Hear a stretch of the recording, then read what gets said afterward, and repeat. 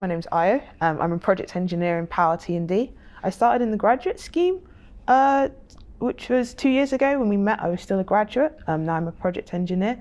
And obviously we are reverse mentor and reverse mentee. Not everyone knows what that is. So to explain, it's where you get normally a junior member of staff mentoring a senior member of staff in a topic that the junior member of staff knows a lot more about. In this case, it was diversity and inclusion. And I was a co-chair of the Multicultural Affinity Network at the time, which is how I found out about it, but it was also open to pretty much anyone in Balfour Beatty. And I didn't realize Leo was an option, so I almost fell out of my chair when I found out that I was meant to be mentoring you, because I just thought it'd be someone on your board. But it's been good. It's been nice. I've enjoyed it. I hope you've enjoyed it. So, what do you think you enjoyed the most? Look, for me, the whole idea of reverse mentoring was very novel, not having done it before. And I think what's particularly enjoyable about it is you start off very nervous and you're not really quite sure what's expected of you or what you're to do. But then as time passes and you have more and more meetings, you become quite relaxed and very familiar with both sides. And I think that then becomes the best environment to start learning about one another, your commitment, your professionalism, and just how talented and capable you are. Throughout the process, you taught me an awful lot of things. And there were things that, they weren't necessarily new.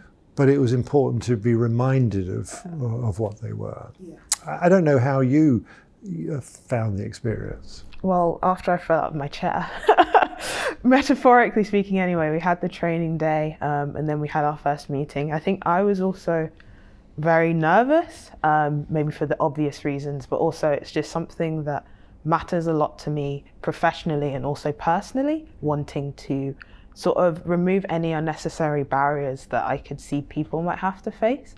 And for me, I was still a graduate at the time, and to have someone at your level take what I was saying seriously and for it to have undivided attention meant a lot. And after a while, I forgot you were Leo, the CEO. You were just Leo. Yeah.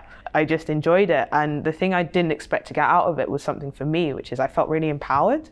And I thought, if Leo's going to listen to me, then I'm not listening to anyone else's nonsense. It was a massive, I wouldn't say ego boost, but it definitely gave me confidence. You've spoken about the benefits that you think you got, but how do you think this has actually benefited the business?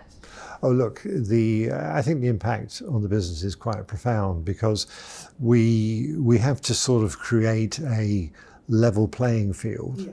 For all minorities. It doesn't matter whether it's race, religion, sex or whatever, so that they feel comfortable that Balfour Beatty is an equal opportunity employer. And so that not only do they get to the interview, but they then also get treated fairly when they're here. If you were recommending this same process to somebody else, what's the one real takeaway that you would pass on to them as advice? I think I'd say it's good, because it's hard. Maybe like the conversations we have, they wouldn't necessarily naturally happen. Even if you came to say on my site and you're like, Ayo, you're a grad, tell me your experience, I'd have been probably so intimidated or thought, oh, Leo's a CEO, that it would have been hard for me to be honest, I think, or we wouldn't have had time. You'd have had lots of other people to see. But having that designated time means you can be honest. And I'd say to anyone, take advantage of that. You have an almost sacred place where you can really take charge and talk about what you want to talk about. And that's a valuable thing to have. So I'd say even just for that, in terms of championing initiatives, taking advantage of that opportunity to have that uninterrupted time. And I think anybody doing this should just go into it with open eyes and just say, look, I'm here to have a conversation, and what I learn out of that will help shape me for the future, and the betterment will then be derived to the organisation as a result of that. You need to put time and effort into it. Yeah. So, for example, I particularly went out to see you on site and to see you doing your day-to-day job. Yeah. And again, that was quite important because then it strikes up a very professional view of what you do and how you handle yourself. And so you have to put time into it to make sure you get something out of it. And then the more you learn about the person and the more you see of them, the more impressed you become. And then my only disappointment was I couldn't persuade you to have your mother invite me for dinner so that I could meet the family.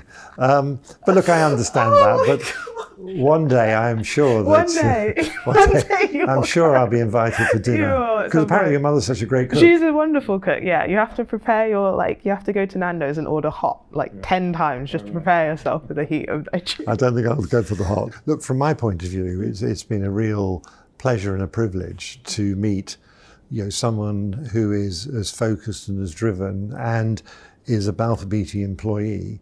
I'd be very, very happy to do the whole thing over again with someone else because it's been such a positive experience all round. I hope you've enjoyed it. I have enjoyed it. I hope you've enjoyed it. Yeah, look, it's as I said, it's been an eye-opening experience, and as I said before, it's been an absolute pleasure working with you over the period of time, and it's great to think that we've got such talent and capability in the organisation. Thank you.